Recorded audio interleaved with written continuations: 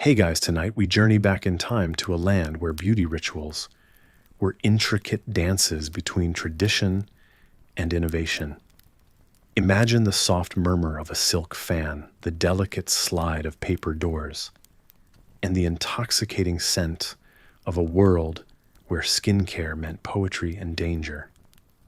You're stepping into a realm where ginseng masks and mung bean scrubs were the elixirs of life itself.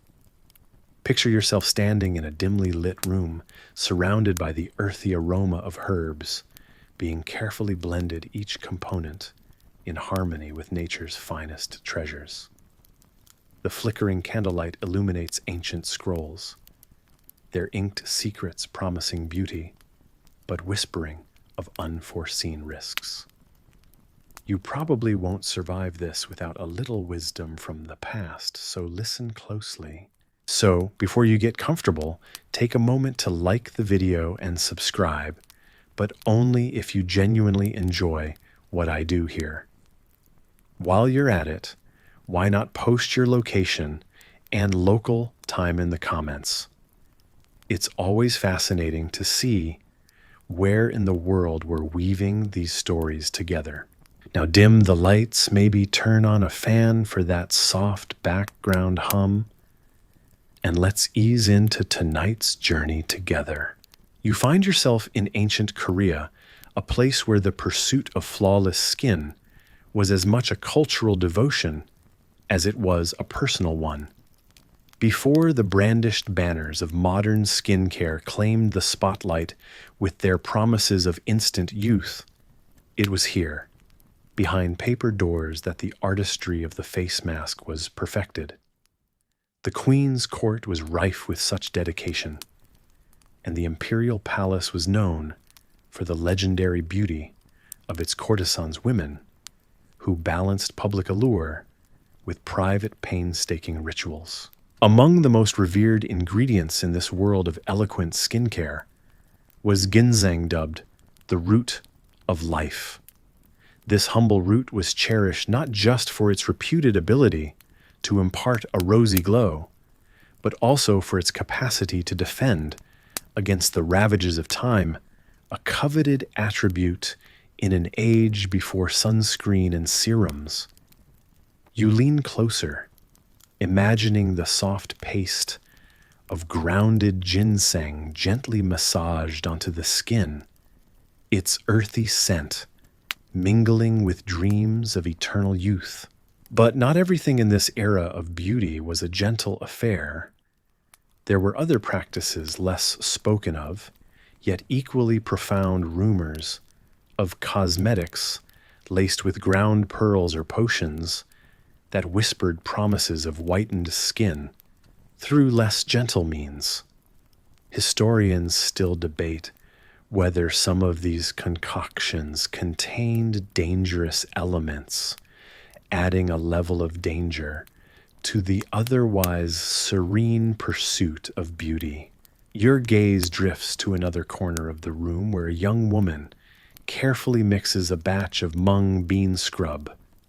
You'd almost swear you could feel the gentle exfoliation against your own skin as she blends it with fresh dew and just a hint of rice water. This particular ritual is meant to cleanse deeply, to refine pores and smooth the complexion. The philosophy here is as much about removal as it is about replenishment, a delicate balance between taking away the old and nourishing with the new. Interestingly, the elegance of these rituals wasn't just confined to the palace. Across the land, in quaint village homes, women and men alike found ways to concoct their own versions of beauty potions. They would use whatever local flora they could find, adhering to principles passed down through generations.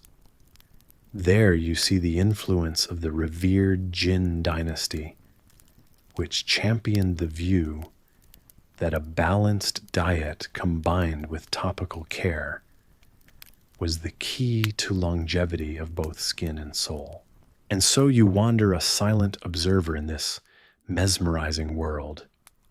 You think about the symbolism woven into these routines, how they weren't just about vanity, but rather a form of storytelling, an expression of one's inner harmony. They were efforts to align oneself with the spiritual glimpses of a time where external beauty served as a reflection of internal peace and order. As you slowly wake from this vision, you realize that what you've witnessed isn't merely an antiquated routine of ceremonial practices, but an early exploration into what we now call wellness. It's a reminder of how skin and soul have long been intertwined in the narrative of human history. Each meticulous step, each carefully chosen ingredient, was a line in the poetry of life, a poetry made richer by the dangerous allure of the unknown. You feel an understanding creeping into your consciousness, one that connects this past to your present, a realization that beneath the layers of creams and serums, the core of beauty hasn't really changed. It remains a dance of nature's gifts, patiently waiting behind the metaphorical paper doors of today's world.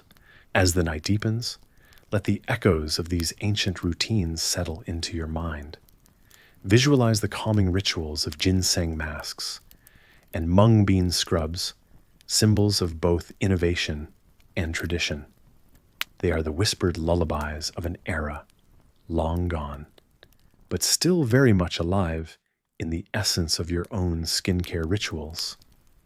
Let their stories softly cradle you into sleep as dreams weave together the threads of past and present, holding promises of tranquility wrapped in history's gentle embrace. And so you find yourself in a place where time seems suspended, as though the fabric of existence notes your presence and weaves itself around you. In this serene corner of ancient Korea, you gently open your eyes to the soft light of dawn, filtering through the thin paper windows. The air is crisp and fresh, carrying the hint of morning dew, mingling with the earthiness of lush, verdant landscapes stretching beyond your little home. Here, beauty is not simply about appearances, it begins deep within.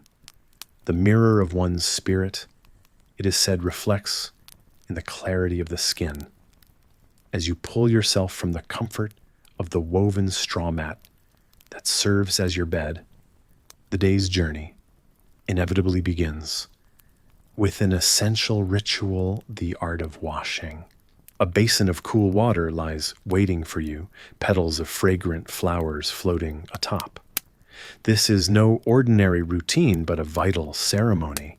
You dip your hands in the chill, invigorating your senses, a reminder of purity and renewal. Washing here isn't merely cosmetic. It's a spiritual cleanse, a connection to something greater, like washing away the dust of 1,000 fleeting worries. You splash your face, and as each drop falls away, you feel lighter, almost as if shedding layers of the past day's concerns. Just as the ripples in the water spread outwards, you sense an unseen ripple of tranquility within. Historians often wonder whether this ritual was practiced daily by all or reserved for special occasions.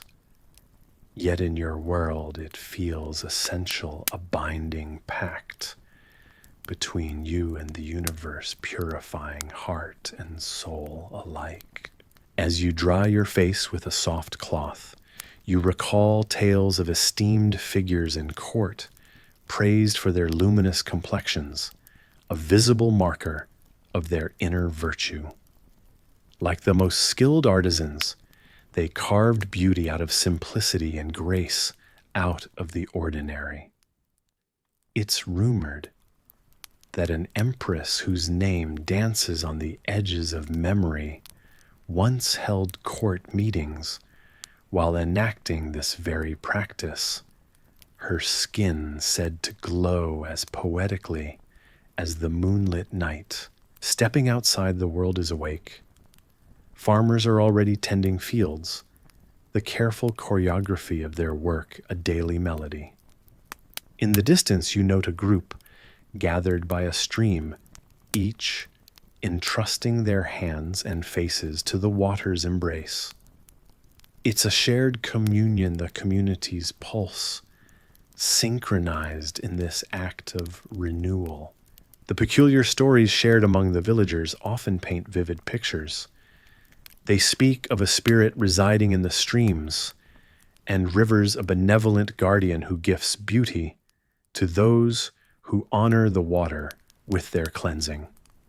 You chuckle, embracing the charm and mystery of such tales, while secretly hoping for a blessing of your own.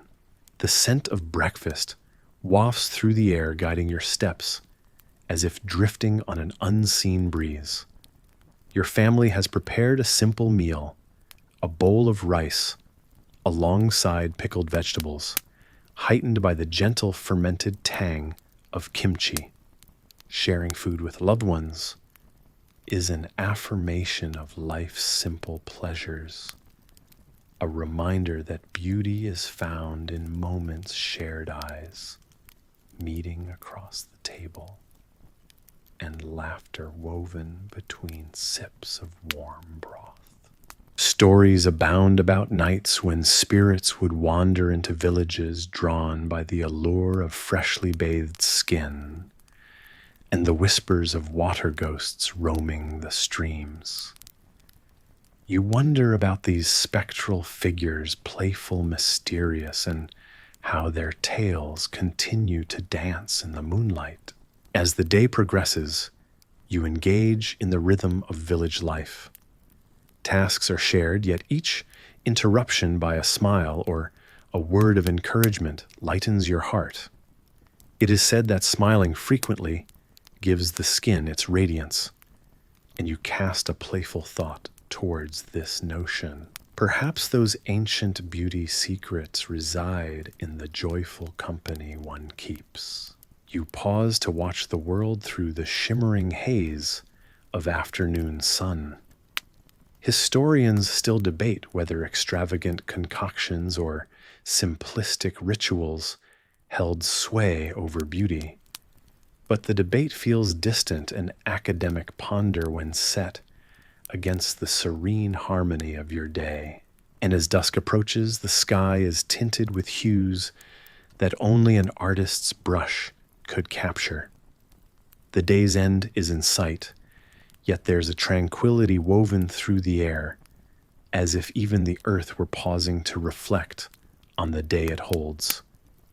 You continue to contemplate the narrative etched into the land around you, the stories kept alive through simple acts, whispered between generations. Night descends softly, the world wrapped in twilight's gentle embrace. It seems only fitting that you return to the cool, fragrant water once more before retreating to rest. It is, after all, the beginning and end of every day, closing the circle over time's vast expanse, where each echo of the past meets the present's gentle sigh. As you lay down, surrendering to the velvety caress of dreams, you realize that beauty, woven as it is through daily acts of spirit, remains timeless. The water outside murmurs its lullaby, a soft reassurance in the quiet eve. Your essence pure and light as the breeze begins to drift into that deep, inviting slumber.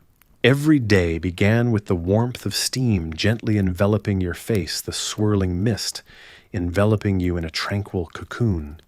As the steam rises, delicate droplets form on your skin, carrying with them the fragrance of dried herbs and citrus peels, nature's way of drawing sleep from your eyes and inviting you into the day's embrace.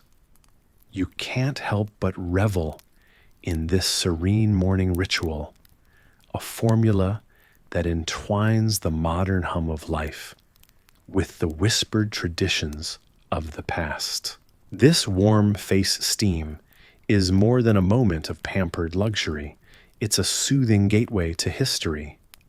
Imagine, if you will, stepping into ancient Asia, where such steaming rituals were not just about skincare, but a moment of connection to earth and self.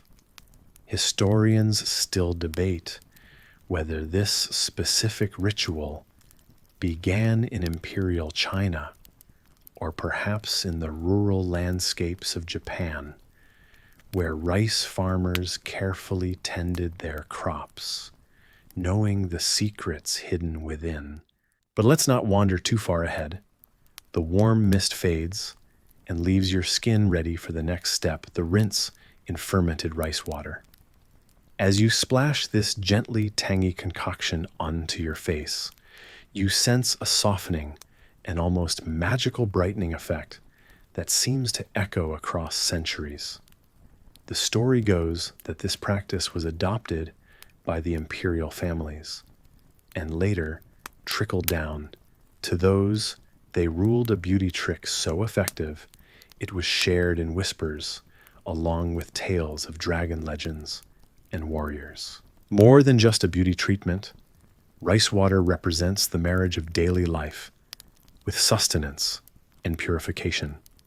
Bound within each drop is the story of ordinary women centuries ago who discovered how the water left from rinsing rice could transform not just their skin, but their very relationship with the natural world. It is said, and you should lean in a little closer here, that those who used rice water believed it held the essence of the rice fields, bringing luck and prosperity, as well as beauty. As you partake in this ancient routine, it's fascinating to know that rice farming has thrived for over 5 millennia, starting in the warm floodplains of what is now eastern China. There, in the cradle of early agriculture, small parcels of land became the lifeblood of entire communities. Today, most agree it was around 3000 BCE when these early farmers stumbled upon the byproduct we now splatter on our cheeks as a testament to timeless wisdom. Yet some scholars still argue for an even older beginning of this agricultural revolution, buried under layers of silt and time. As the water dances down your skin, you might recall that rice itself is incredibly versatile. Aside from fodder food and now skincare, it had also found its way into pots of sake and spirits into paper, and even allegedly into sacred rituals believed to bridge the gap between this world and the next. It's not just rice, but a revered symbol of life. In many Asian cultures, revered for its resilience and nourishment. The unexpected detail here, and one you'll surely delight in, surrounds the tale of a rice water escapade involving none other than pirates. Yes, rice water was believed to pacify even the most savage and sea-weary skin, perhaps a nod toward its calming properties. Pirates, after long journeys at sea, would raid coastal villages not just for treasure, but specifically to soothe their battered, salty skin with this miraculous liquid. So as you let your mind drift through time, remember that the act of pampering yourself is imbued with history and the little luxuries that connect us all. And as the steam fades to a gentle memory, and the last droplets of rice water settle into your skin, you find yourself comfortably cradled in the knowledge that each minute ritual reveals pieces of history once lost but now found in the ordinary moments that start your day. You gently check the reflection in your mirror. Instead of the many familiar modern beauty routines, tonight's journey takes you back through the mists of time to an intriguing and forgotten era of skincare. Close your eyes and imagine yourself standing among the lush landscapes of ancient China, a place where your daily regimen begins, not with harsh scrubbing, but with the tranquil art of polishing your skin with mung bean paste.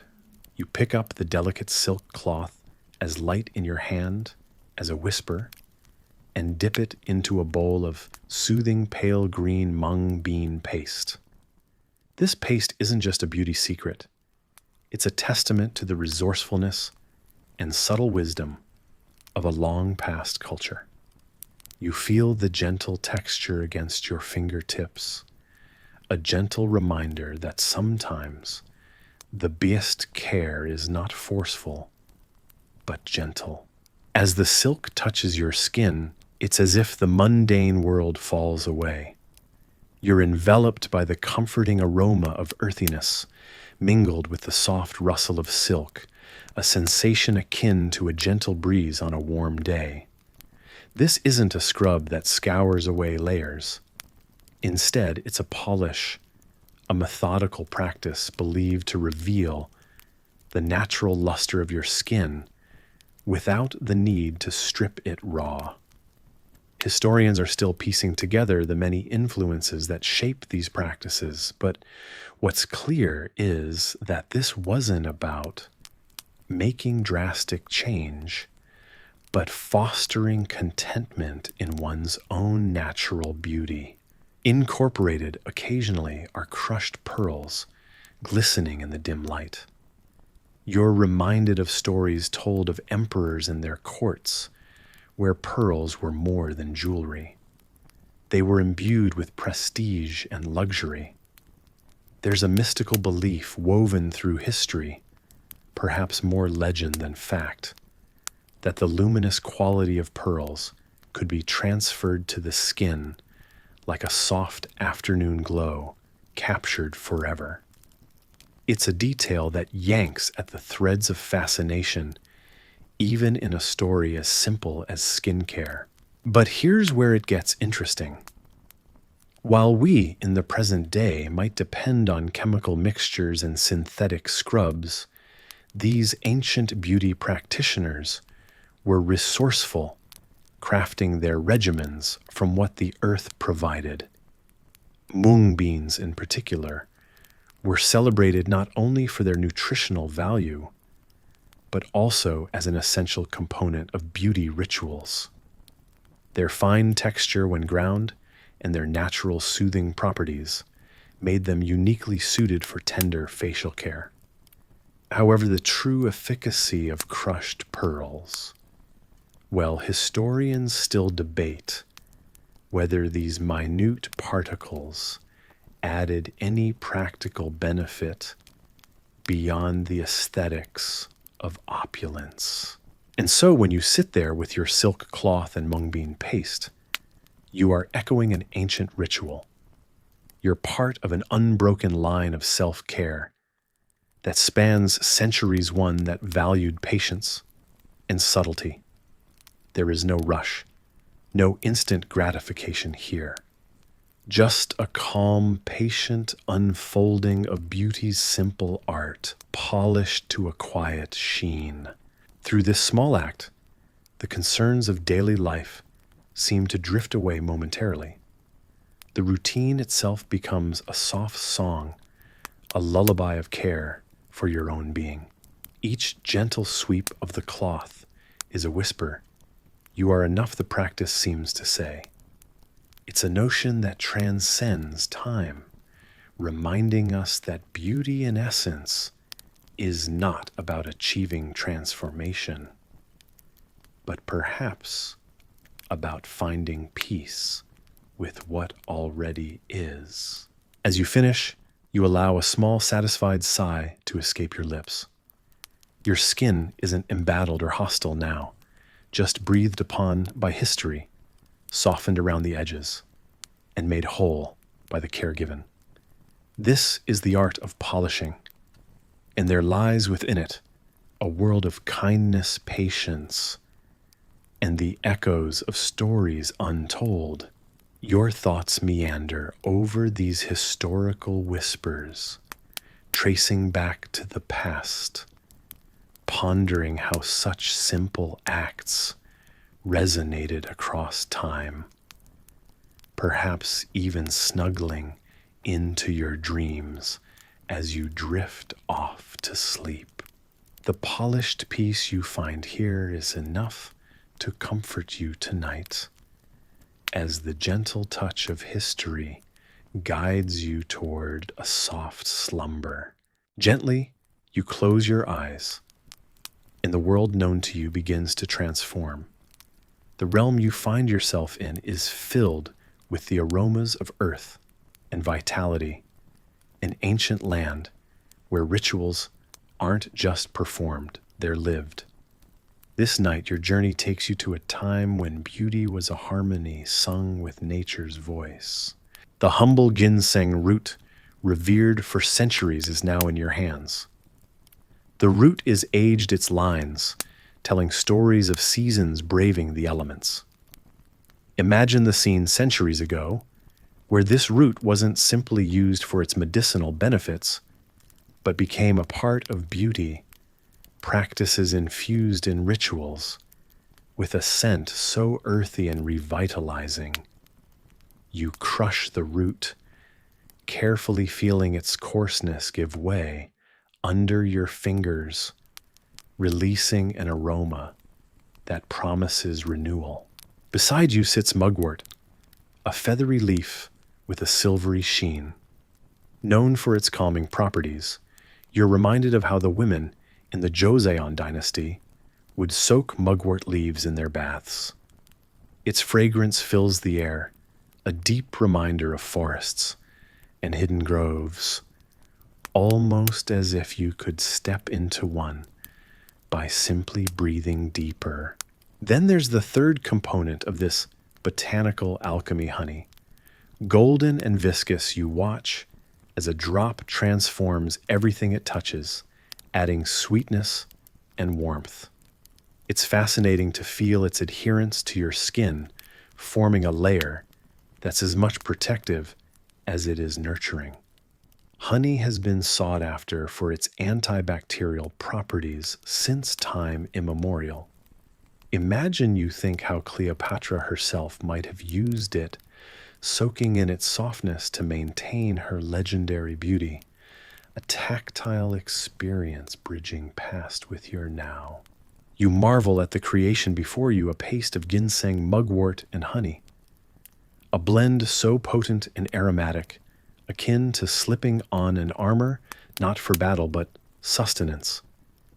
It's more than just a mask. It's an embrace by nature itself. Each layer applied with care like painting on history-stained canvas carries whispers of the knowledge held by those who knew these lands long before you walked them.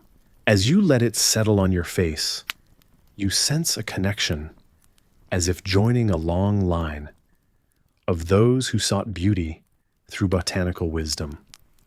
There's something timeless comforting, even in knowing these rituals were shared across centuries, that the same elements were cherished and used by countless others to find the serenity you seek tonight. Historians still debate whether these ingredients were used purely for beauty or for spiritual protection as well. Either way, this ritual seems to build a bridge between the mortal and the divine as you sit still in the quiet of the night, allowing the mask to soothe more than just your skin. An unusual detail comes to mind, an ancient practice where the mugwort would sometimes be placed under pillows to ward off bad dreams. It reminds you of the little quirks of history signs, of how people tried to control their own narratives with snippets of nature's gifts. You feel a gentle fondness emerging towards these ancient herbalists who meticulously prepared their mixtures, not unlike how you applied your mask. A calmness settles over you, knowing these practices continue, albeit in new forms. This isn't merely a ritual of beauty, but an invocation of courage wrapped in the soft embrace of botanicals. The mask bids you to slow your breath with each inhale, drawing deeper into the fragrance that wraps around like a tender lullaby, crafted from leaves and roots.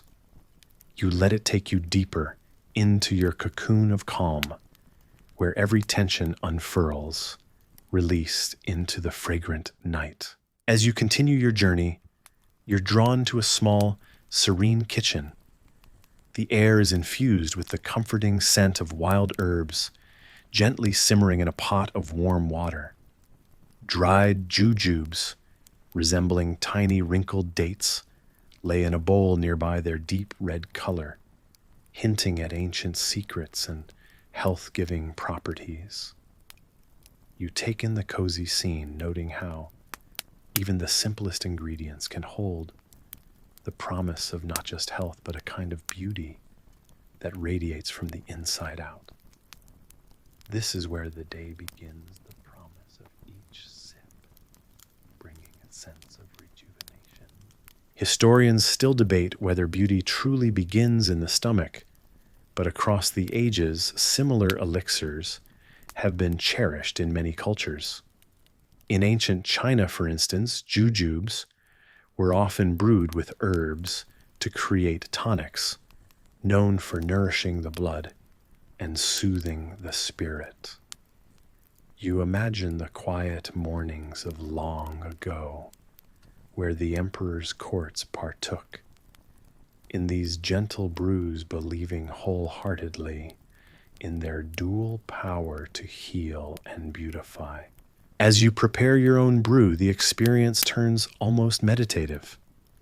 The simple act of combining these elements reminds you of alchemical transformations, where ordinary ingredients merge to create something extraordinary.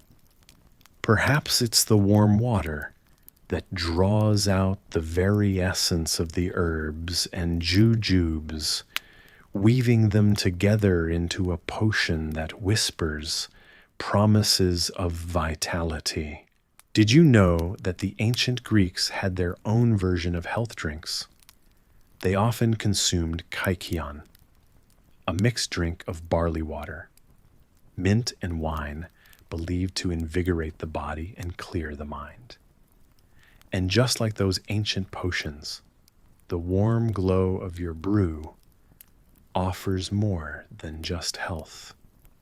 It whispers the age-old allure of beauty blossoming from within. You sit back, cradling the warm cup in your hands, reflecting on how beauty regimens throughout history have always reached beyond mere surface-level treatments. It's a secret that spans the ages, a tantalizing echo of past wisdom that you experience anew in this quiet moment of self-care. With each sip, you picture your skin becoming more luminous, much like the ancient queens who believed their beauty began with what they consumed each day.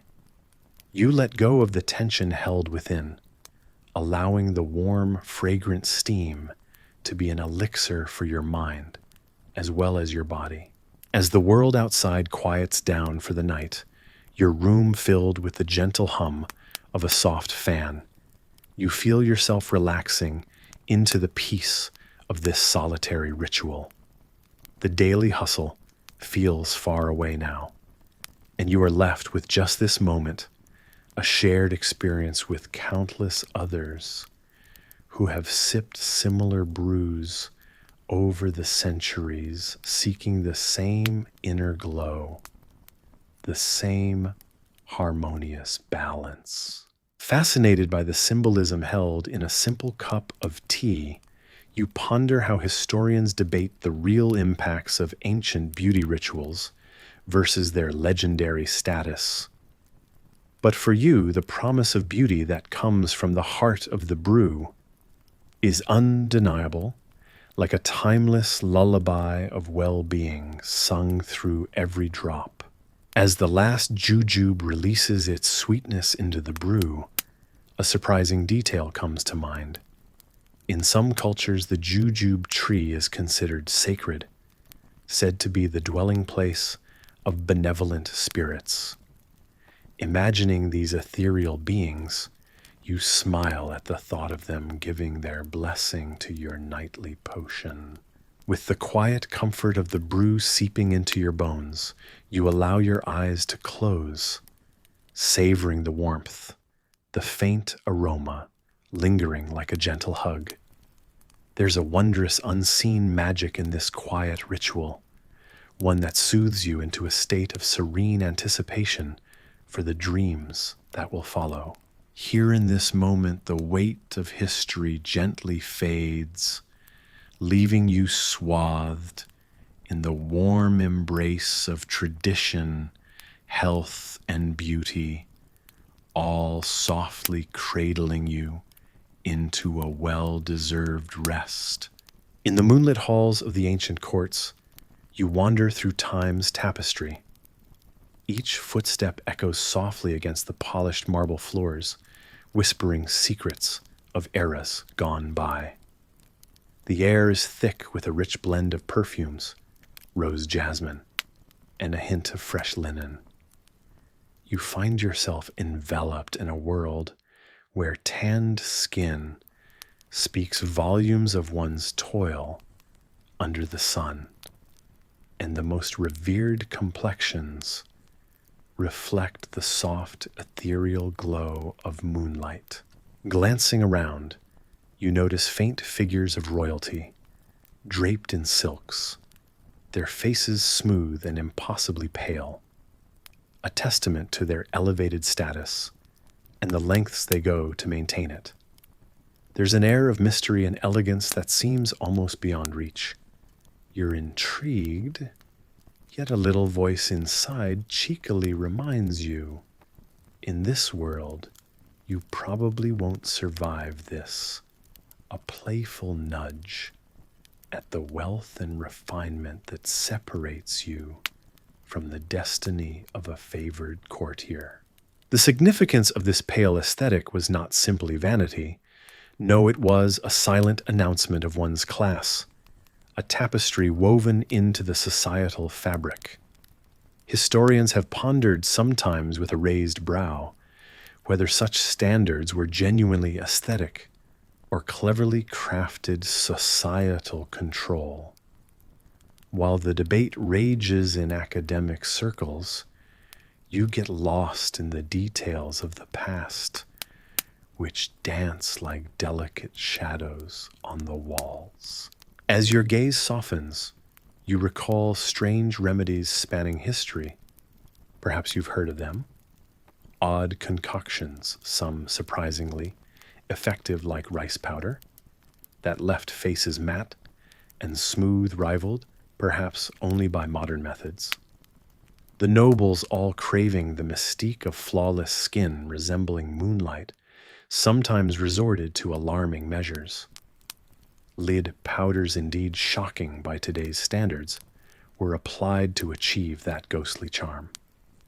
Who knew that in pursuit of beauty, they'd unwittingly harm themselves with such dangerous allure? You can nearly hear the conversations echoing through the grand halls. Elegantly whispered secrets of beauty potions, perhaps something like that whispered among ladies and their handmaidens.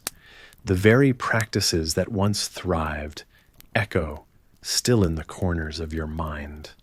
One peculiar tidbit emerges deer antler dust highly esteemed, and yet historians squabble endlessly over its actual efficacy in achieving porcelain-like skin.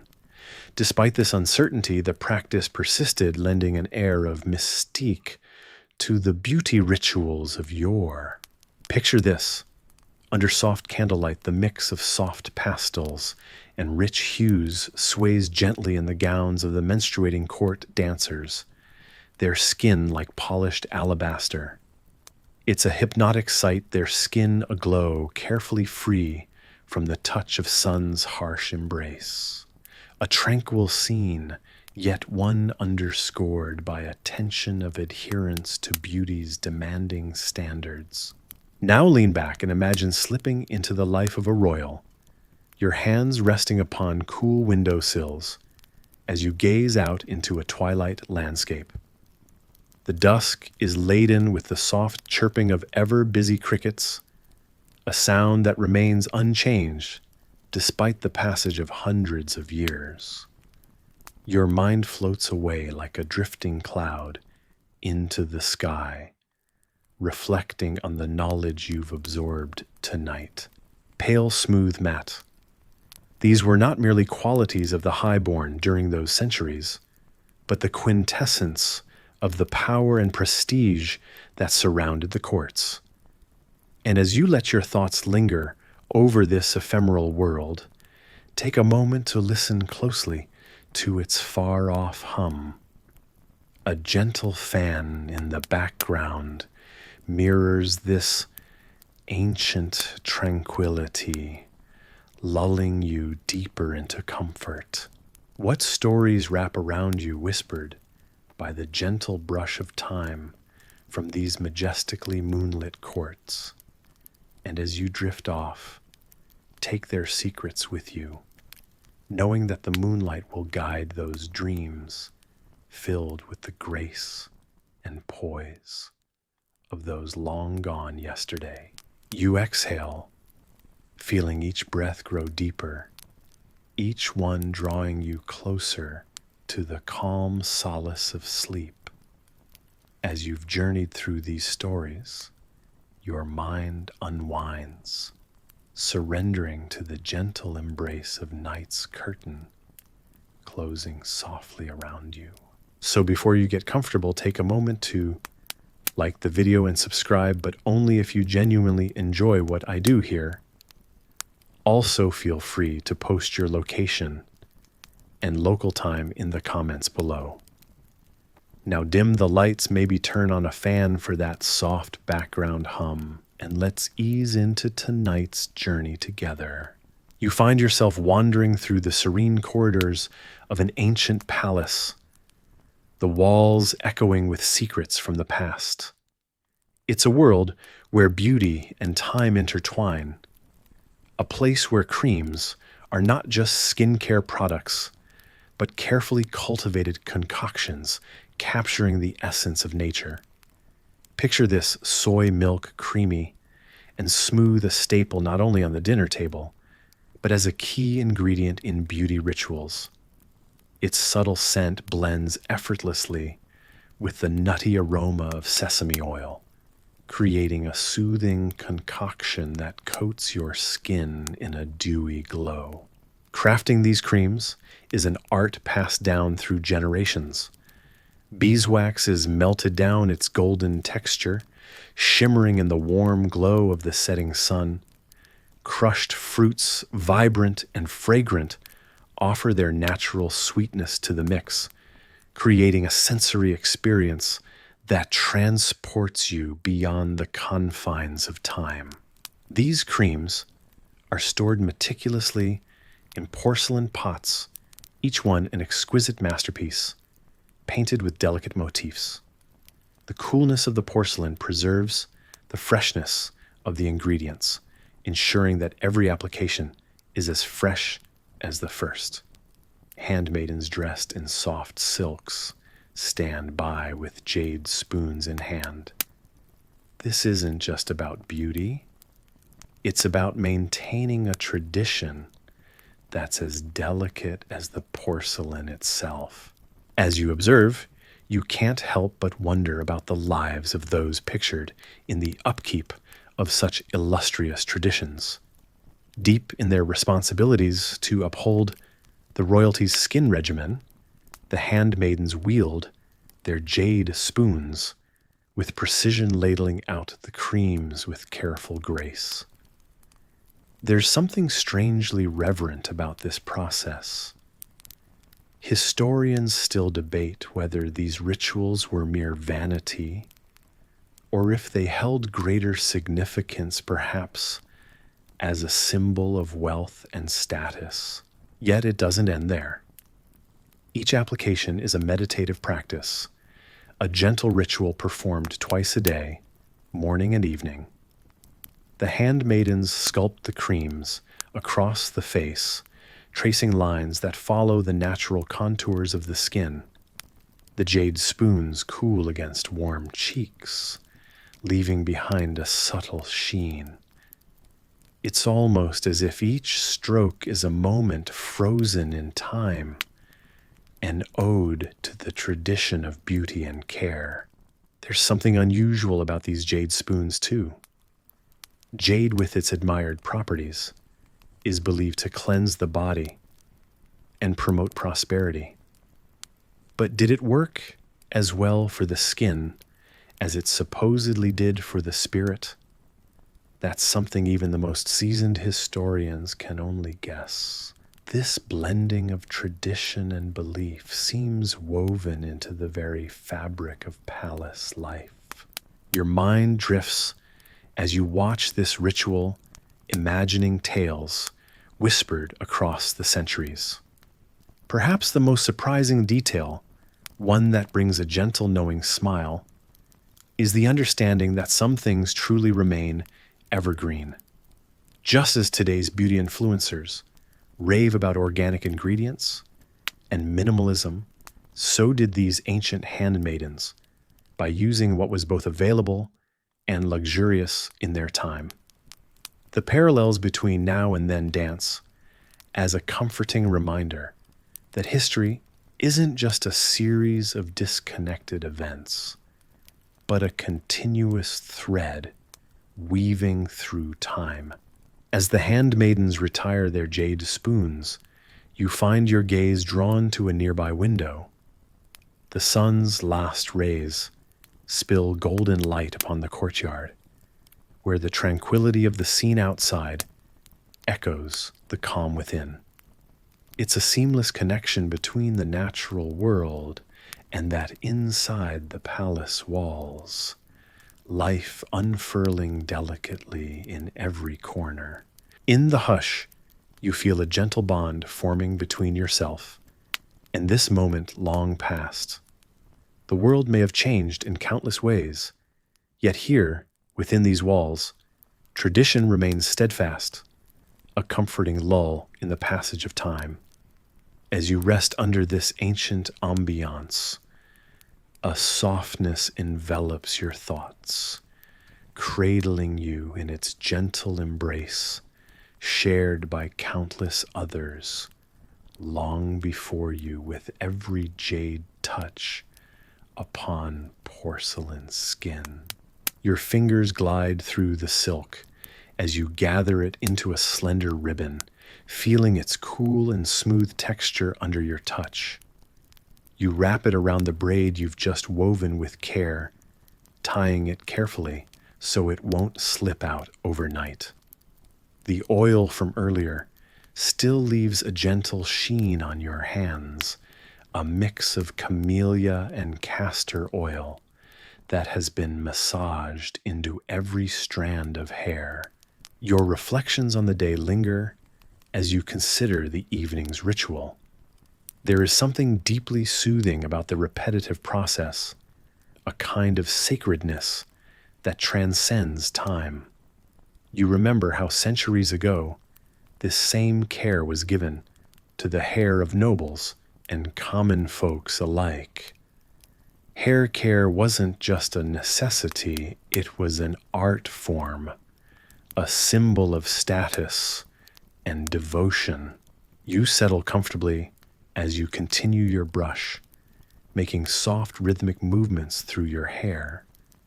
It's said that beauty standards were often a reflection of the culture's values, like how the high-end women of Japan once wore their hair down to impressive lengths, painstakingly combed every day.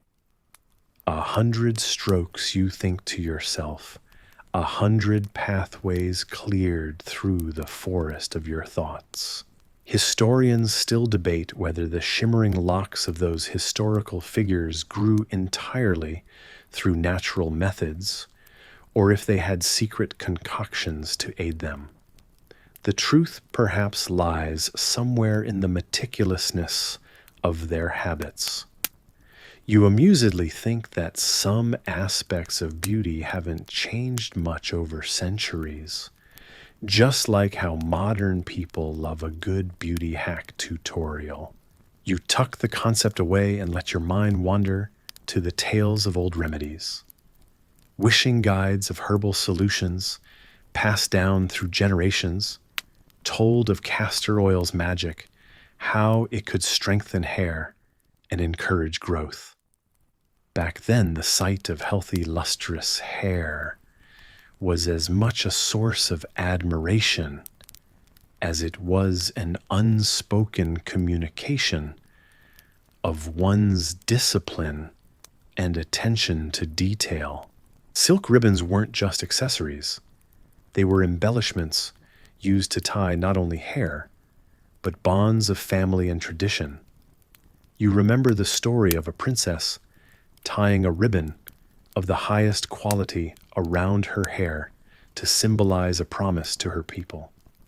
That piece of silk became a symbol of her commitment to her duties, a vivid reminder of her place in the world.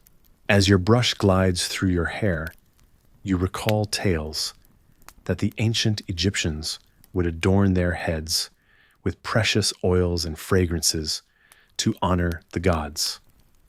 It's fascinating to realize how the roots of rituals stretch across cultures, binding you to those whose lives were vastly different yet strangely similar. One particular anecdote sticks in your mind. Legend has it that Cleopatra herself favored oils to maintain the softness and luster of her own hair. Though you're skeptical of some claims, just like historians continue to debate whether her celebrated milk baths really contained milk, or if it was hyperbole, you can't help but feel a connection to her through these shared rituals. You rebate the evening's calm, the sense of being enveloped in time as each stroke unfurls another story, another experience of those before you. The hair, an often overlooked canvas, carries the tales, worries and joys shared across epochs, holding on to whispers of the past until it is time to pass them on. With your hair now shining neatly braided and adorned, you lean back and breathe in the tranquility of the moment. Your gaze softens as the world around you dims into a gentle blur. You aren't just caring for your hair. You're weaving threads with history, embroidering each night with the strands of stories that silently sing of ages past. In the lingering quiet, the sounds of the night settle in. Outside, a gentle breeze rustles leaves, a subtle reminder of nature's own lullaby. As you hear the soft hum of the nighttime creatures, you feel the transitions of time slip comfortably around you like the embrace of a cocooning comforter. The ritual complete, you find a soothing reassurance in the repetitive nature of these actions. It's grounded real, a link, not just to personal satisfaction, but a timeless conversation that bridges generations.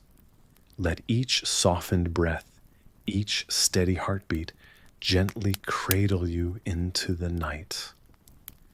As your mind calmly brushes over today's final touches, you let yourself drift secure in the knowledge that tomorrow's stories will come anew. Perfume wasn't worn on skin, but sewn into clothes. Herbal sachets and flower oils were stitched into hanbok collars or hairpieces. This practice, perhaps surprising to modern sensibilities, whispers a secret about the past where scent clung intimately to clothing and hair, creating gentle trails of fragrance through daily life. Imagine yourself in a dimly lit room, the soft rustle of fabric as tailors skillfully craft garments. Their fingers dance among silk and cotton, carefully tucking little bundles of herbs into the hems and collars of hanboks. The bright colors of the fabric stand out in contrast to the green of the herbal sachets and the golden hues of flower oils. Each hanbok tells a story of its own, untouched by the wearer's skin, yet enveloped in an aura of scent, a fragrant cloak that becomes an invisible signature trailing behind like the whisper of a breeze. This was not merely for personal beauty, but woven into the very fabric of social interaction and status. Intriguingly, the custom varied by region and social class. Common folk might have relied on simpler bundles of rosemary and lavender, but for those of wealth and status, these sachets might be filled with much more exotic and rare blends imported from distant lands. Historians still debate whether these aromatic extravagances were status symbols or purely practical in nature, warding off the less pleasant smells common in daily life.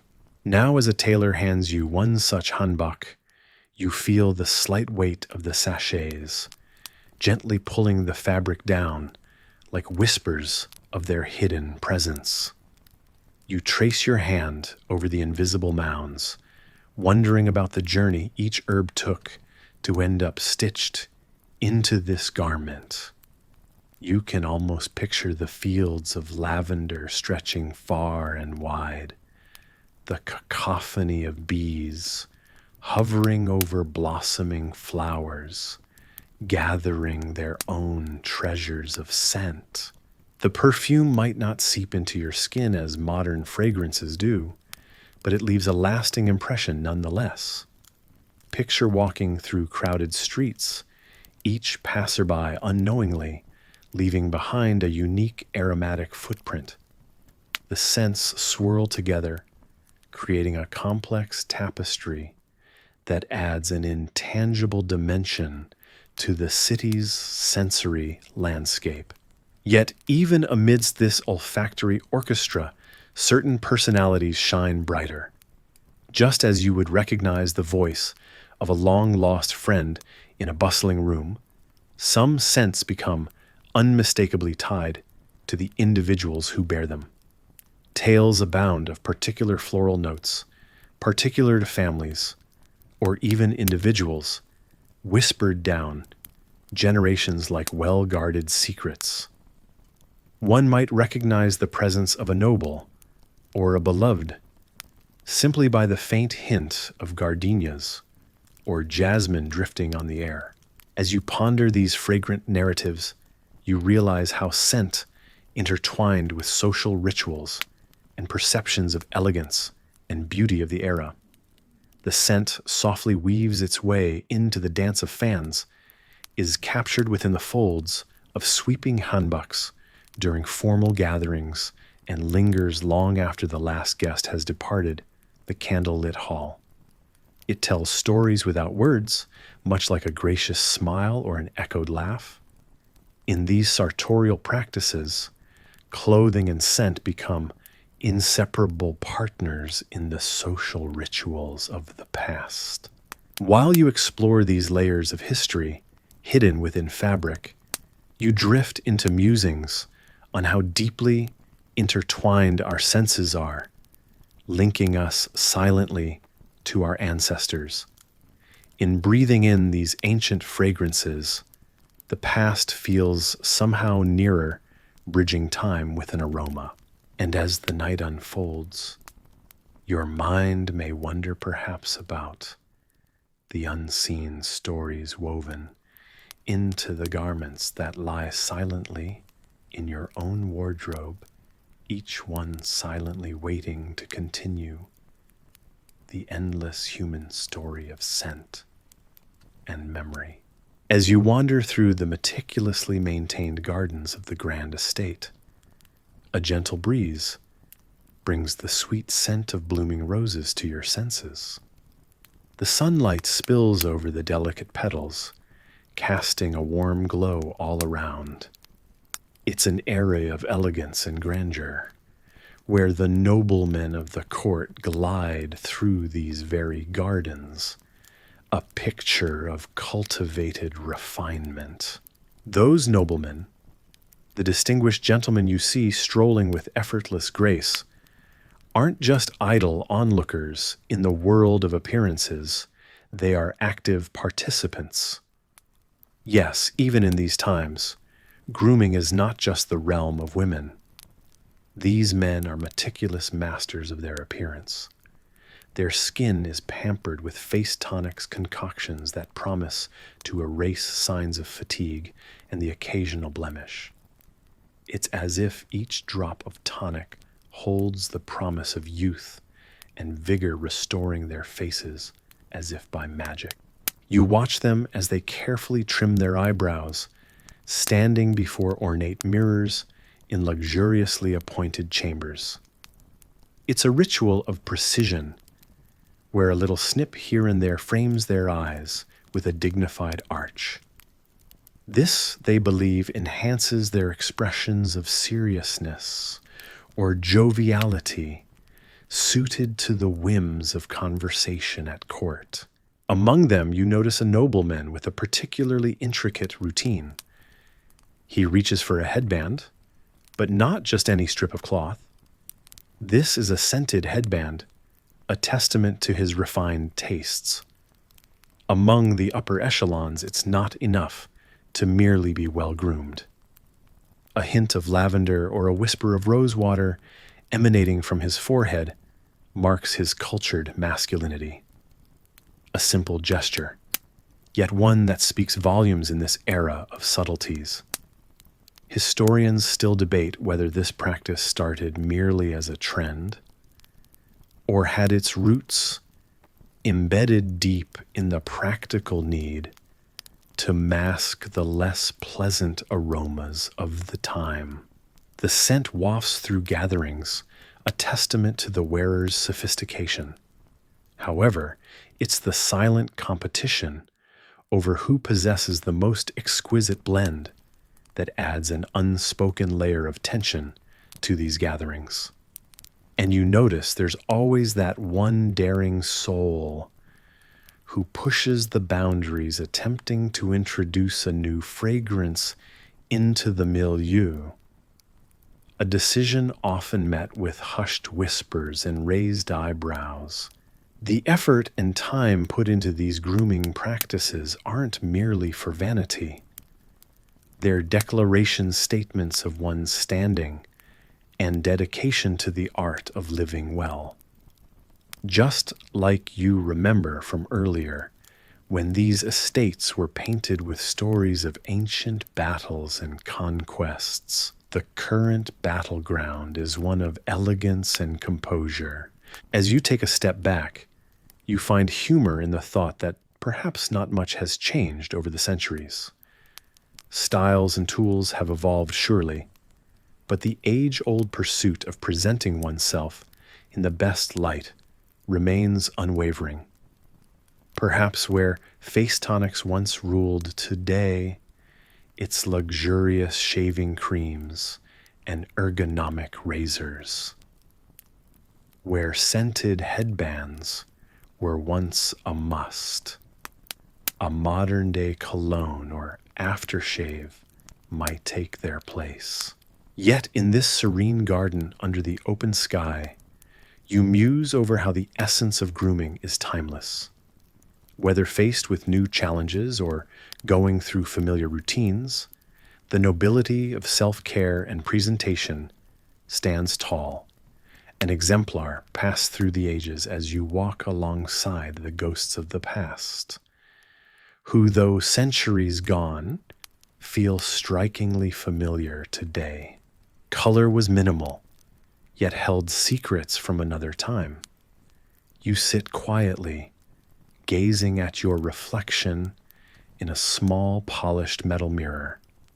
The soft flicker of candlelight throws delicate shadows across your face.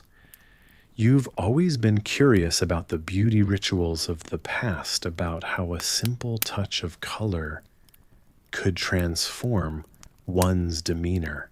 Your journey tonight leads you into a time where makeup was more than vanity. It was art. A whisper of crushed safflower petals graces your lips, its color, a subtle tribute to the flower's vibrant heart. You feel a connection to those who centuries ago discovered that a little enhancement can tell stories words cannot. A pinch of powdered coral dusts your cheeks, its essence a gift from the ocean's depths, traded with reverence across ancient lands. Cosmetic applications were anything but frivolous then. They were statements provoking with intentional subtlety. In ancient Egypt, this technique was not just about appearance. It symbolized health and vitality, a hint at your very life's essence. As you dab the coral, you remember that history notes. Cleopatra herself indulged in similar rituals, her preferences often mimicked by those far removed from her inner circle. Yet, despite what many say, historians still debate whether her allure was the product of such artful touches, or her renowned charisma did much of the work. In a time where vibrant pigments were rare, blush was an intimate indulgence. Reserved for the modest, the act of adding color was akin to painting emotion directly onto one's skin. Just as chefs use a sprinkle of salt to bring forth the essence of their culinary creations, so too did these minimal colors unveil an inner vibrancy. The subtlety wasn't merely a choice, but often a necessity. In some eras, bold displays could court unwanted attention or suspicion. Women learned to blend in harmoniously with their surroundings, finding freedom within restraint. It was an understood balance, an artful dance between showing enough and showing too much. Carrying a small compact of these precious powders was akin to bearing a secret. It spoke of a life lived with eyes open and minds curious about the world's offerings. Powdered coral, for instance, was not only a cosmetic component, but also a record of ancient trade routes connecting distant cultures with each stroke of its hue. Journeys on the high seas were essential to procure such treasure, and the coral dust you now brush across your skin has stories to tell of distant lands and whispered exchanges beneath starlit skies. This gentle touch upon your cheek connects you to the ritual of those who came before. You are part of a lineage of beauty, modest yet meaningful. Each application, a nod to the craft hidden within the simplicity of minimalism. You brush just enough to know it's there, yet it's a secret shared only with those who look a little closer, who understand the understated power it carries. This evening, as you consider the delicate traditions passed through centuries, you feel the weight of history carried in light pigment and subtle shimmer.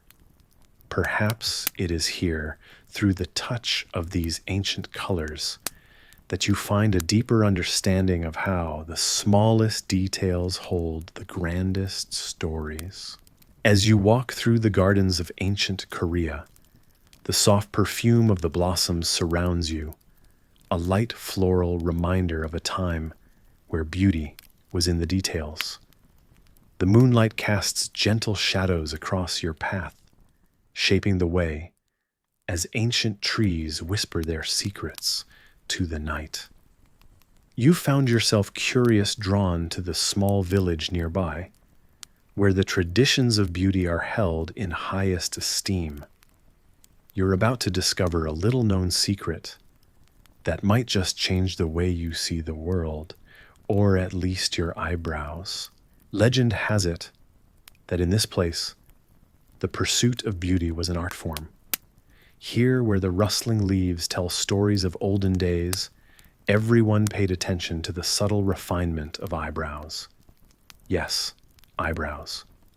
Those seemingly understated features were the canvas for these artisans of allure.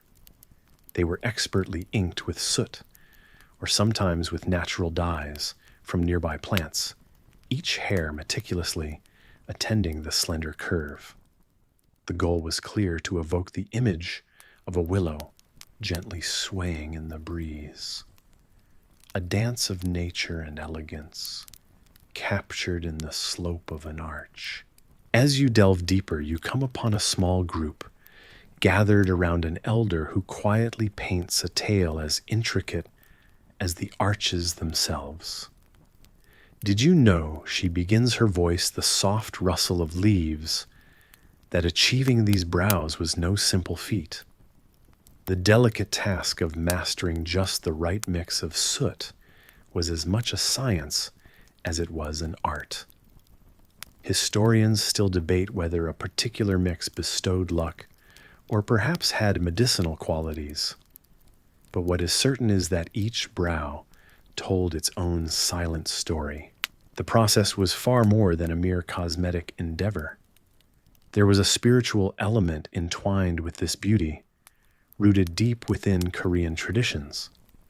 Each stroke was a meditation, a quiet moment of reflection upon one's standing with nature in harmony within the universe.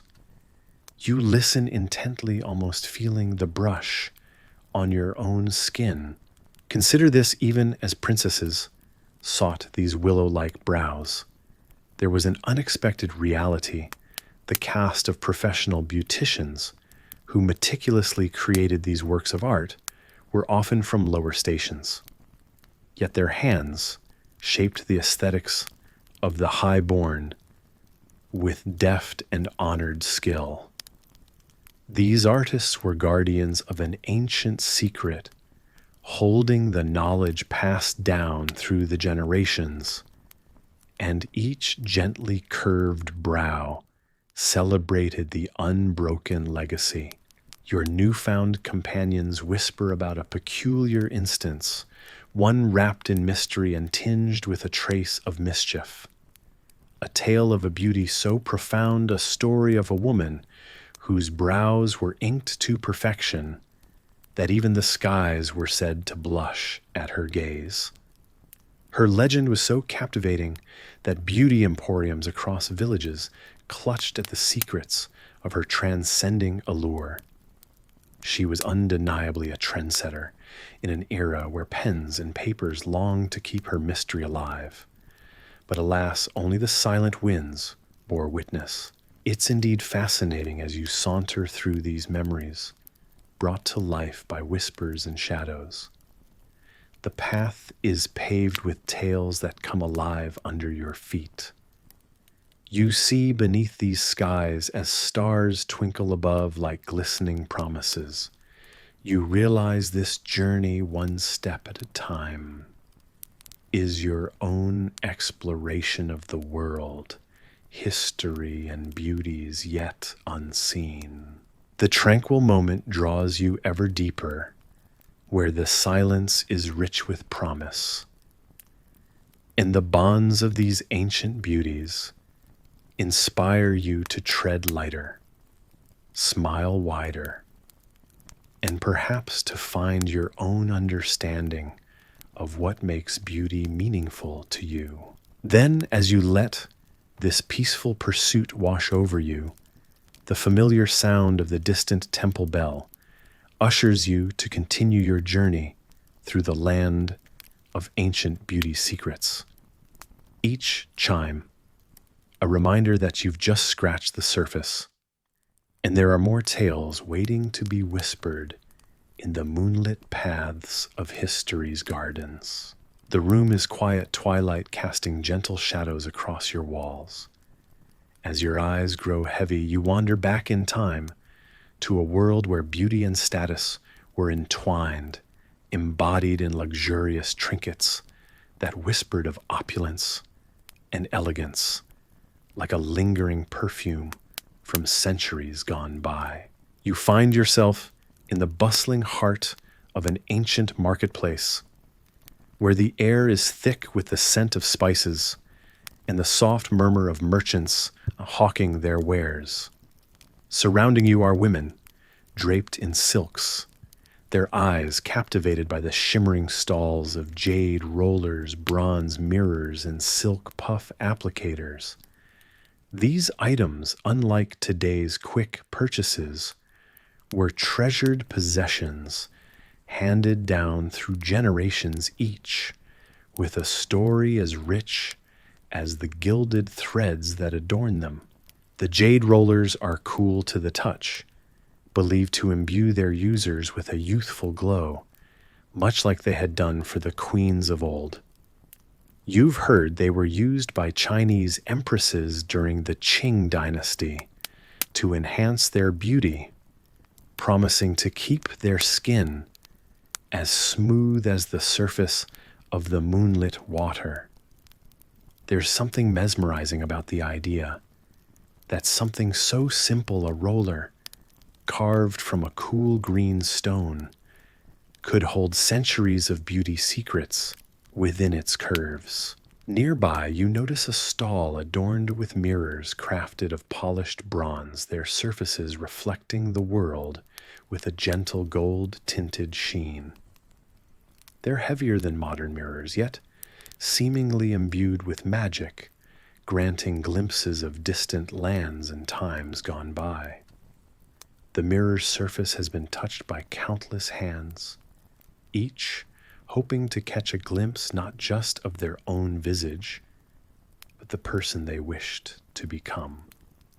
Historians still debate whether these mirrors were originally used for practical purposes or spiritual rituals. But here in this marketplace, they're objects of wonder and power. Silken puff applicators, as soft as a whispered secret, sit in ornate boxes lined with velvet. You watch as a merchant demonstrates powdering a customer's cheeks with delicate flourishes. These applicators, once dipped in fine rice powders, were a symbol of refinement, suggesting a life of leisure far removed from the everyday toil. It was said nobles would daintily apply their powders, while artists captured their likenesses on canvas, immortalizing their beauty in brushstrokes. As you wander through this scene, a sense of mystery lingers in the air, cloaking each trinket with the allure of the unknown. Who first discovered the virtues of jade against the skin? Which artisan first cast a bronze mirror, eager to see the heavens reflected in its gleam? You turn these thoughts over in your mind, like the smoothness of the jade roller, over your own skin, curious about the stories etched into the patina of time. One vendor leans in a sly twinkle in their eye. Did you know they confide that some believed mirrors were portals to the spirit world? This resonates with a lingering unease, a suggestion that these cosmetic objects were more than they appeared, a bridge between realms, just as sumptuous powders transformed faces into something from dreams or fantastical worlds. The truth remains out of reach, like so many tales of antiquity. But as you meander further into the evening's grasp, the complexities of yesteryear's beauty rituals unwind, each artifact more fascinating than the last. These cosmetics were not mere tools, but tokens of connection, passing from one generation's grasp into another's, just as legends bewitch the curious heart. And tonight, as the shadows deepen into night, these stories breathe life anew, lulling you closer to the tender embrace of sleep, where nothing is beyond imagination's reach, and all is cloaked in the gentle haze of dreams. So before you get comfortable, take a moment to like the video and subscribe, but only if you genuinely enjoy what I do here. Feel free to share your location and local time in the comments. Now dim the lights, maybe turn on a fan for that soft background hum. And let's ease into tonight's journey together. Centuries ago, as the last snows melted and the first hints of green returned to the earth, a small village nestled in the hills would prepare for spring. You stroll through fields dotted with the early blooms of daisies and violets, marking the time to replenish your store of herbs. Villagers gathered eagerly, each with a woven basket, destined to collect the tender plants essential for their springtime beauty regimens. Spring, the time when the weary earth awoke from its cold slumber, dictated a detoxification of sorts. Your neighbor shares with you the story of how ancient Romans bathed in warm pools, sprinkled with fresh flowers to evoke a renewed spirit and complexion. Historians still debate whether this practice was purely for vanity or if it held deeper cleansing purposes. Stepping into the warmth of summer, you feel the sun's rays warming your skin, a reminder that hydration was paramount. You reach for cucumbers from your garden, the epitome of cool relief against the relentless heat. It's said that Cleopatra, the legendary Egyptian queen known for her radiant beauty, often employed the soothing properties of cucumbers. Beneath the scorching sun of Egypt, she would rest under swaying palms, slices adorning her eyes, a habit adopted by many after her time. But don't worry, it's not all exotic luxury. In some places, perhaps even yours, people relied on the simplicity of yogurt to exfoliate and refresh, creating masks that mirrored the Greeks' love affair with dairy as a wonder for the skin. With the air turning crisp and leaves shifting to shades of ochre and rust, so do your practices adapt to autumn. You've noted how your cheeks glow with the touch of cool breeze, a charming yet unwelcome reminder to avoid the chill. In lands far away, the Japanese would utilize the rich oils of camellia flowers for autumnal skin treatment, a tradition that still breathes today, tracing back to the days of geishas. Their perfected porcelain beauty was as much attributed to these oils as it was to the rice powder they used. But perhaps the most curious element lies here: animal fats. Among Nordic cultures known for their stoic survival through harsh climates, they crafted balms from animal fat, such as that of seals, to protect against the brutality of a frigid wind, a trick not unlike the natural waxy layer you'd find interestingly shared by honeybees in their hives. Winter arrives abruptly and you remember the wisdom taught through whispers and fireside stories, the month-long endurance against long nights and biting winds. Your family seated around a crackling hearth transmits age-old knowledge, Warm oils concocted from pressed olives, or sometimes more exotic nuts, were slathered onto the skin. Roman historians mention olive oil baths, originally Greek, in Conception, where lounges in mineral-rich waters offered both warmth and a healing touch. Of course, they also used these oils for their infamous public baths, which were social condolences alongside personal grooming. Beside you, a well-worn book of ancient remedies recalls how across medieval Europe, thyme and chamomile filled pouches placed under pillows to encourage rest and relaxation after long days combating the cold. Surprisingly, these small comforts intertwined through time with beliefs of warding off evil spirits. Perhaps warmth wasn't just from the fire. As you continue through these cozy tales of yore, you can't help but appreciate how deeply connected skincare practices are to the Earth's cycles.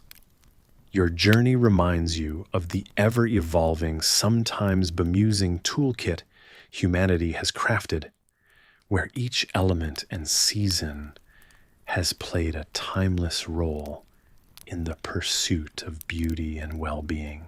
And so, as the last embers of this story flicker and fade, you find yourself sinking into a gentle slumber, comforted by the constant rhythm of nature's gifts and wonders.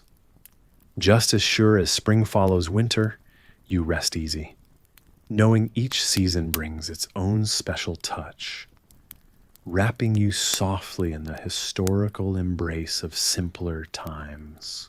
In the candlelit glow of the opulent drawing room where tapestries drape the walls like ancient storytellers, old and wise, your gaze falls upon the crimson-bound guidebook.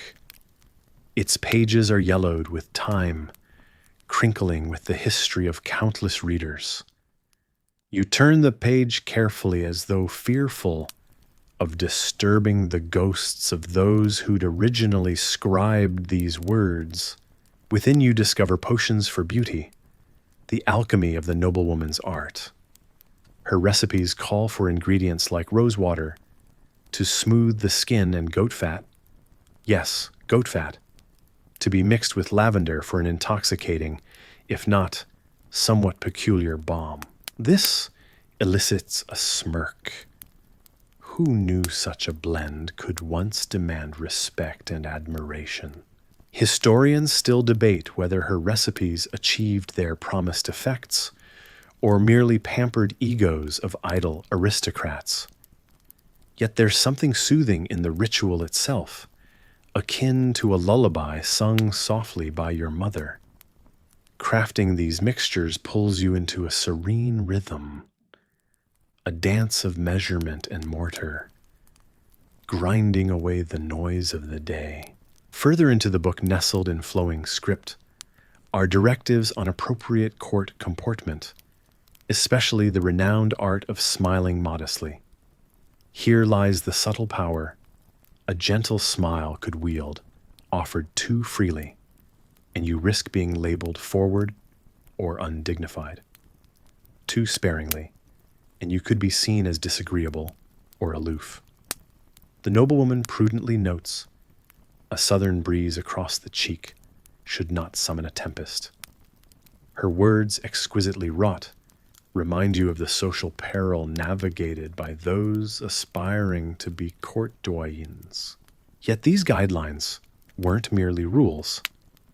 They were an illustration of life's precious theater, where every gesture was a scene, every word a carefully rehearsed line.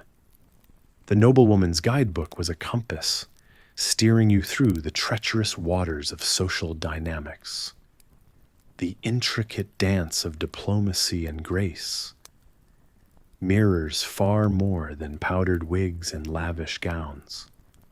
It whispers of enduring human nature and the desire to belong, a sentiment that hums quietly within each of us.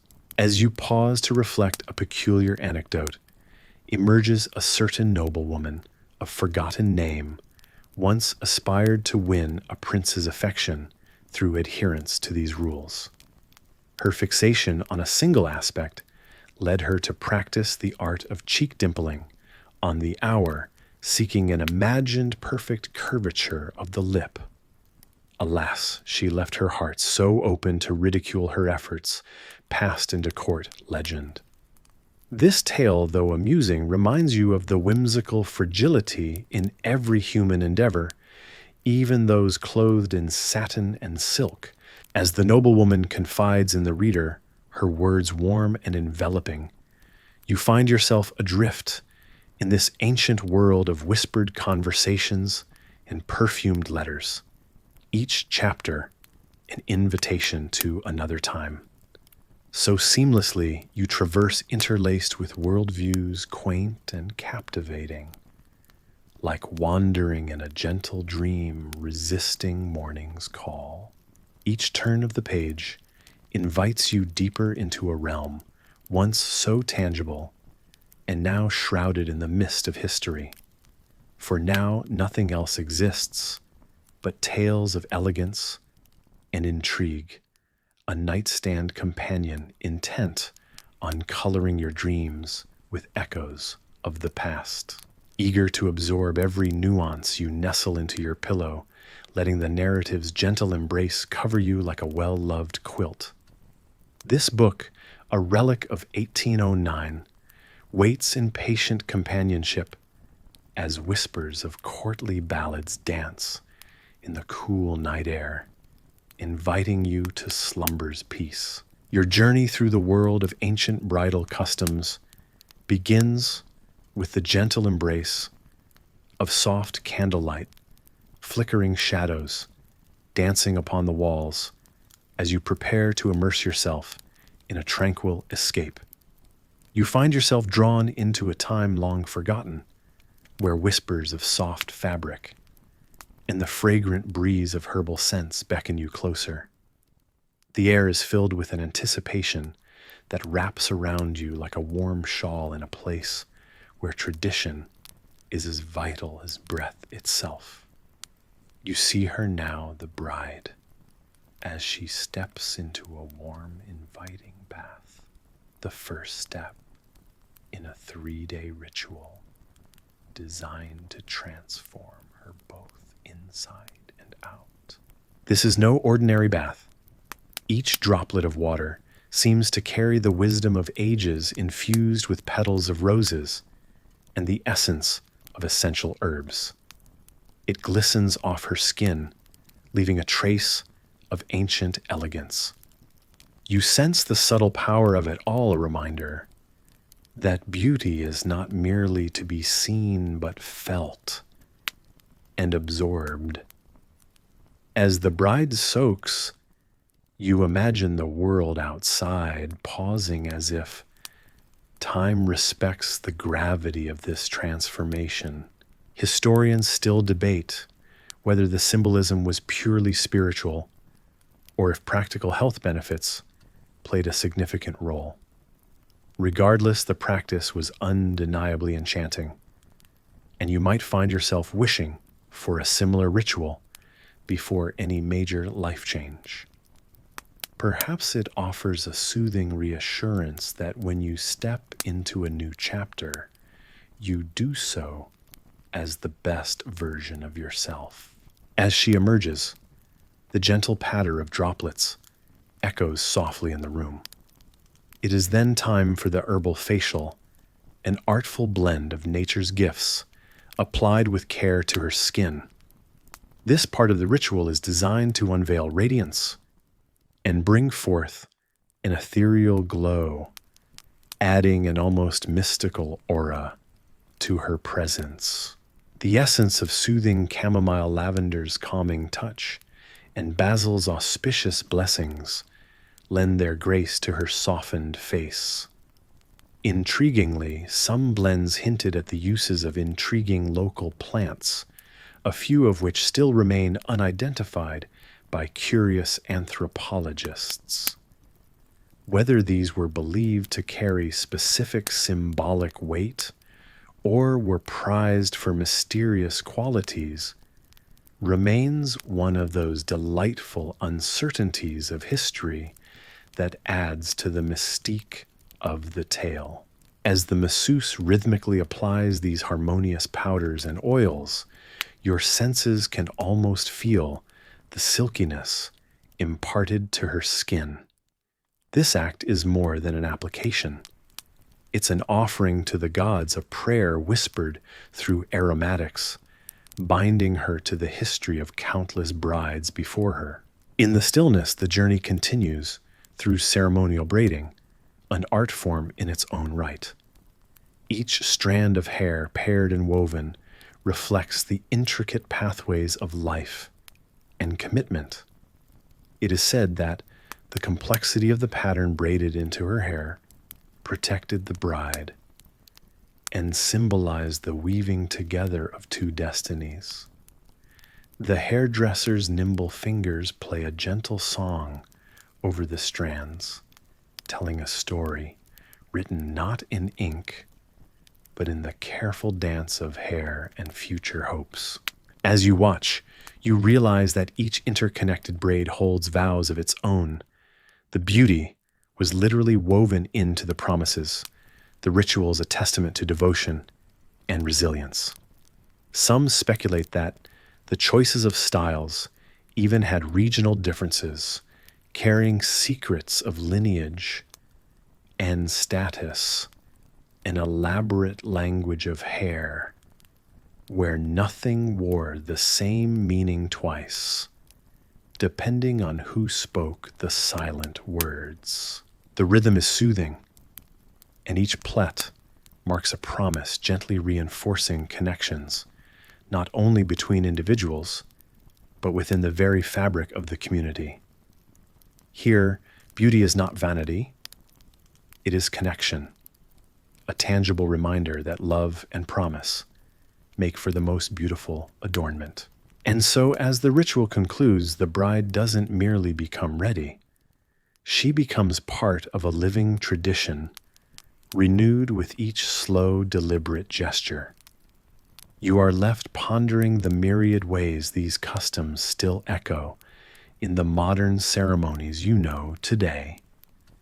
It leaves a warm thought that perhaps our ancestors whispered these same hopes for beauty and belonging into each ceremonial breath, hoping they'd echo through time just like you are experiencing now.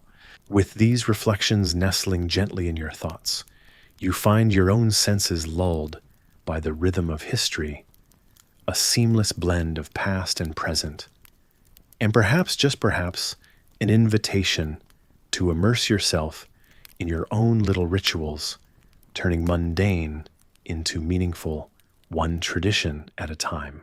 For many generations, older women have turned to nature's own remedies to maintain a youthful glow. You imagine them living in a time when beauty routines were deeply intertwined with the rhythm of the earth. As you visualize the scene, you can almost feel the warm, golden sun of a late afternoon, as these women, wise with years and experience, brew their antioxidant-rich teas.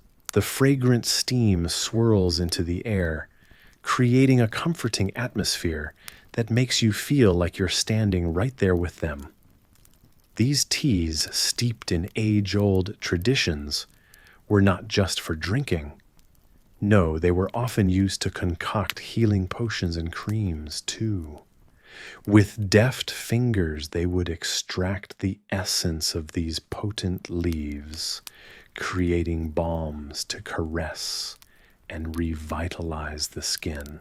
Unlike today, where a single wrinkle can cause so much distress in this era, the marks of time were not something to dread. Instead, they celebrated the stories etched into their skin. The real foe, however, was dryness, the relentless drawing out of moisture by the elements was a formidable opponent to their desire to keep skin soft and supple like the petals of a blooming flower. It was fascinating how their approach to beauty embraced both simplicity and complexity. You learn that these women carefully selected plants and herbs depending on the needs of their skin and the season of the year. The damp chill of winter called for the rich, velvety embrace of creams infused with oils. Lighter concoctions during the summer were brewed with astringent leaves to soothe and refresh.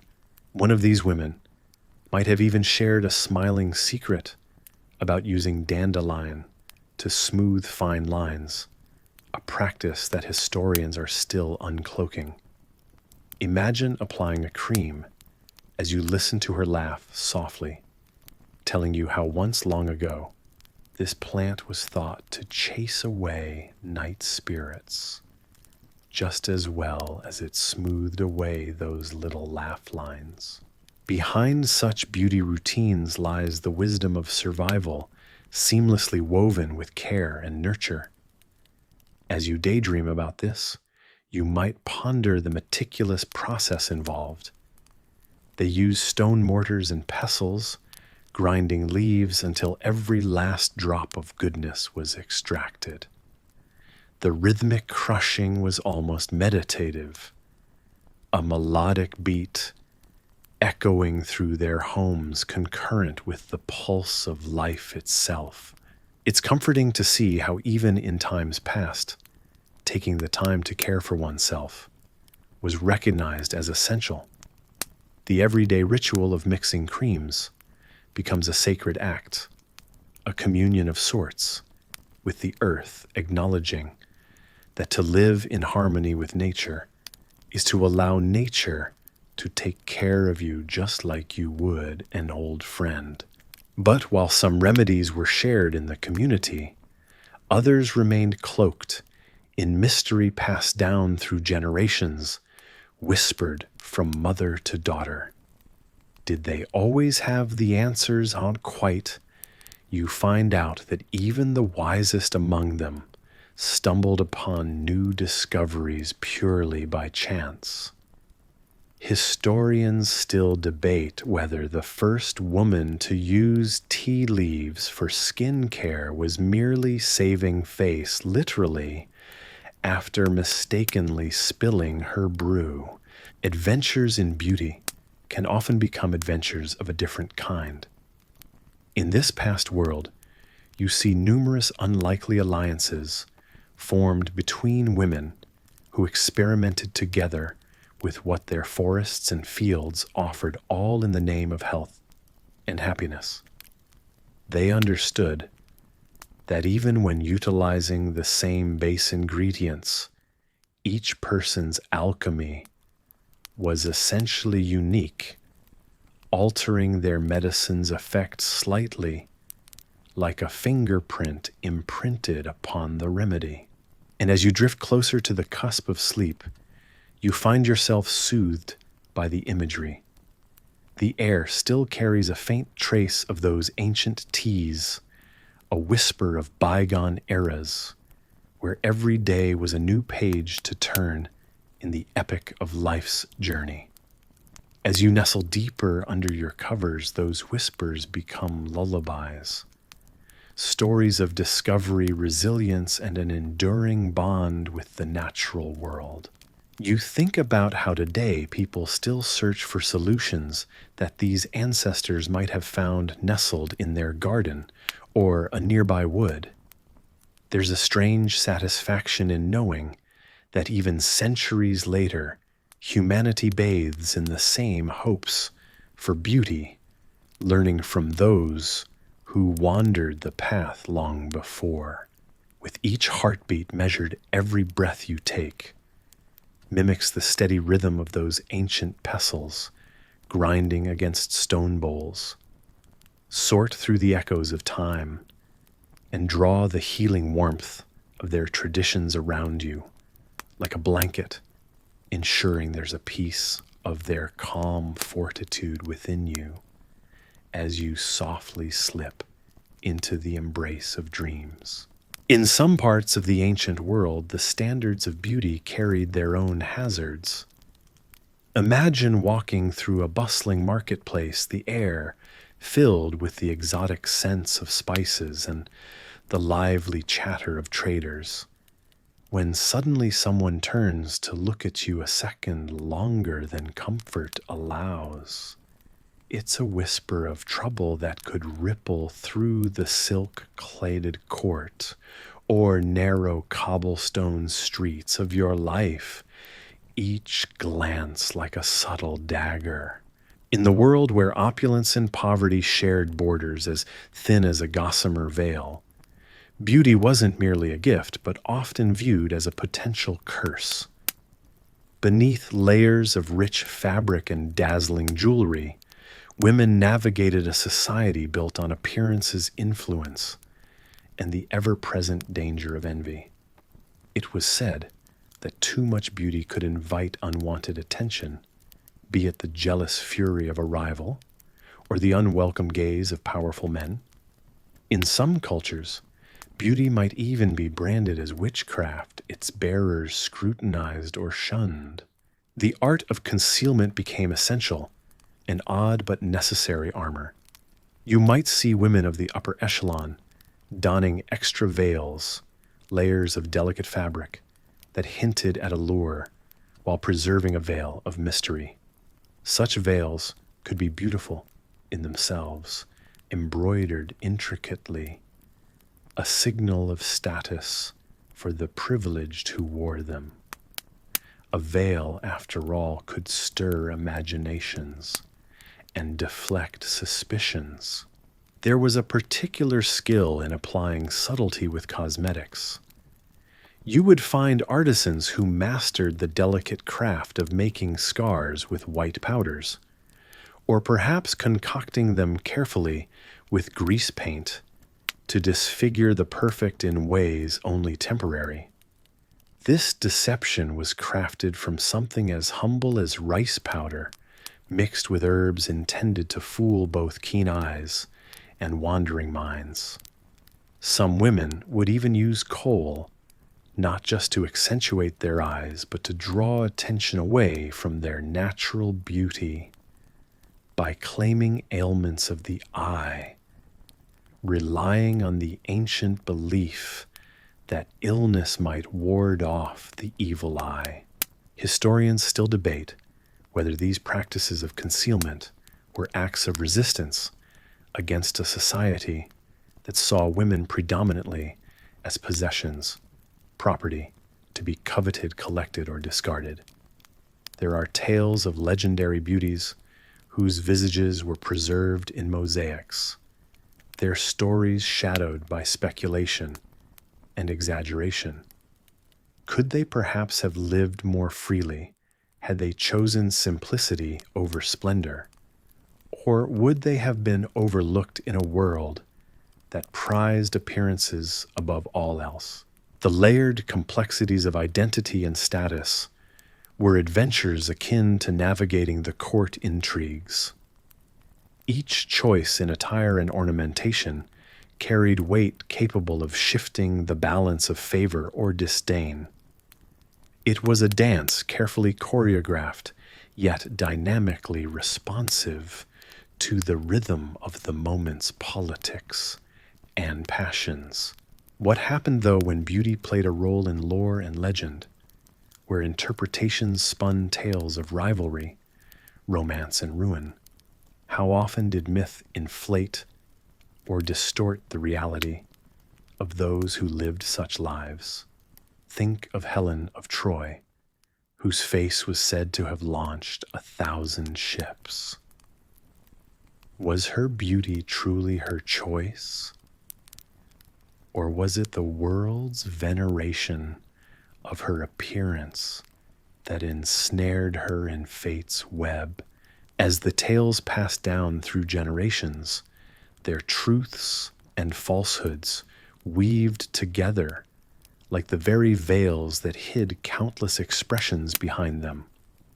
Unraveling fact from fiction became an adventure in itself, much like navigating the ancient marketplaces where spices and stories fused into the same air. By the glow of candlelight as you settle into your evening's rest, imagine those who came before engaged in the same nighttime rituals. Just like you, they pondered the paths their lives would take, amid a world that watched judged and sometimes adored from beneath its own layers of complexity and intrigue. Perhaps they found solace in the shadows, where appearance held less power, where only the heart knew the true measure of beauty. You lie back on a lacquered headrest wrapped in silk. The faint scent of mugwort lingers, a warm, earthy aroma that comforts rather than overwhelms. You've heard whispers of this herb having magical properties used once by ancient cultures to invite prophetic dreams, or perhaps simply a good night's sleep. It subtly weaves through the air, now blending with your breath, easing the day's thoughts from your mind. Your face feels soft, as though kissed by delicate snowflakes, untouched by time or care. The busy chatter of the day's events quiets down, like the gentle dowsing of a street lamp in a village from a time long past when only the moon and stars guided the night wanderers. You find yourself drifting, held securely by the cocoon of silk, feeling like some noble or scholar of a bygone era, dismissing the weight of the world as sleep gently beckons.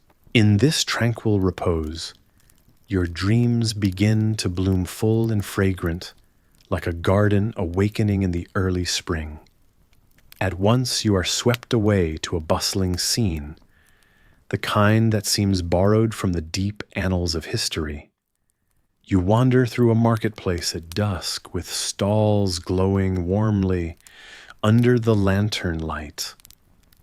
The tang of citrus mingles with the spice of cinnamon, wafting through the air as vendors hail passers-by with good-natured bartering.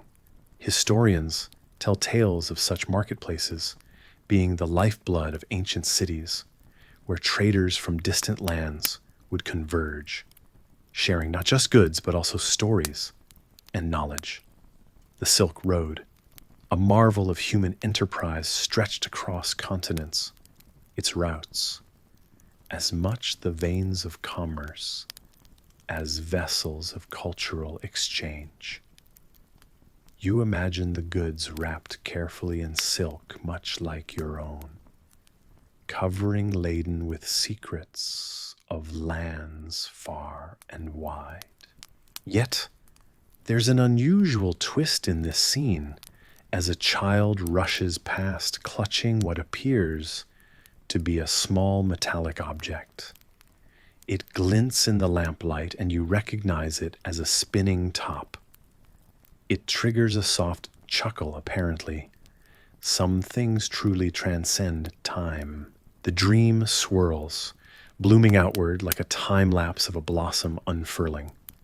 Suddenly, you're in a garden, though it's unfamiliar, and yet somehow known to you. The air here is rich with floral tones, and the ground beneath you is carpeted with vivid colors, an extravagant tapestry laid out by nature itself. It's said that Oriental gardens, with their careful balance of plants and water elements, were as much designed for contemplation as beauty. Garden creation was a revered art, linked to philosophical and spiritual ideals. The garden you stroll through with its bubbling fountain and stepping stones, shrouded in moss, mirrors this thoughtful intent. You pause by a small bridge, sensing stories echoing beneath it, an allusion to the ancient belief that bridges were spiritual portals. Perhaps you muse, This is why your sleep feels so calm, as though you are merely drifting between the transitions of reality and imagination. The exploration is interrupted by the gentle unfolding of layers upon layers of dreams, much like a vividly layered cake of aromas, colors, and sounds. You picture an alleyway lined with geisha, practicing a time-honored dance, their movements fluid and graceful, akin to petals floating on a serene pond. This art, mysterious and enchanting, still holds unseen elements with scholars, yet to uncover all its origins and influences, just as they glide their delicate attire, whispering with each sway. You glide through your dream journey, nudged this way and that by the unseen currents of slumber. In the cool embrace of silk and the assuring heaviness of sleep, you're guided from flower to bloom in this dream-laden landscape. Each scene more inviting than the last, each color more vivid, each scent more intoxicating. It's a narrative stitched with care into your slumber by the hands of time itself, encouraging you to savor the slow unveiling of history's many layers. And so, wrapped in layers of tranquility, you remain adrift in your thoughts, the gentle currents of dreams carrying you further into unfamiliar territories, yet reassuring and timeless all the same. As if on cue, the whole dreamscape begins to wane, like the ebbing tide pulling back softly and slowly, not over a distant horizon, but into a soothing infinity. The scents and sights soften, becoming whispers on the edge of your awareness. The vibrant feelings cradle you in their lull, whispering a gentle song that heralds rest and peace. It's a soft wind down, where the textures of your dreams become the gossamer threads of quietude. Much like a river meeting the patient embrace of the sea, your thoughts settle into a gentle rhythm, each breath deepening your tranquility.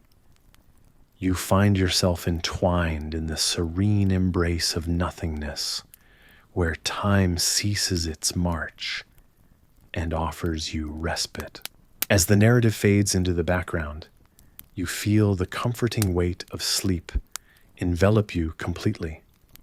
Held with the tenderness of a parent cradling a sleeping child, you are reassured by the certainty that you'll continue this gentle exploration in your own space, in due time, following the meandering path of imagined histories and timeless dreams.